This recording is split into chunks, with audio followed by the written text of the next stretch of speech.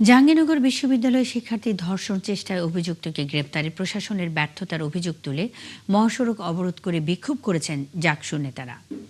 সোমবার ঢাকা আরিচা মহাসড়কে dairy gate এলাকায় তারা এই কর্মসূচি পালন করেন। এর আগে জাকসুর আয়োজনে ক্যাম্পাসের শহীদ মিনার থেকে একটি বিক্ষোভ মিছিল বের হয়। এতে নেতৃত্ব দেন জাকসু ভিপি আব্দুর রশিদ জিতু এবং জিএস মাজহারুল ইসলাম। মিছিলটি বিশ্ববিদ্যালয়ের প্রধান ফটকে এসে মহাসড়ক অবরোধ করে। এ সময় অভিযুক্ত ব্যক্তিকে চিহ্নিত করতে কেন এত সময় লাগছে সে প্রশ্ন তোলেন জাকসু নেতারা। এজন্য আইনশৃঙ্খলা রক্ষাকারী বাহিনীর গাফিলতিকেও দায়ী করেন তারা। দাবিগুলো যে আসছে, প্রশাসন এই যে উশৃঙ্খল পরিবেশ তৈরি হচ্ছে, প্রশাসন এটা নিয়ন্ত্রণে সম্পূর্ণ ব্যর্থ হয়েছে।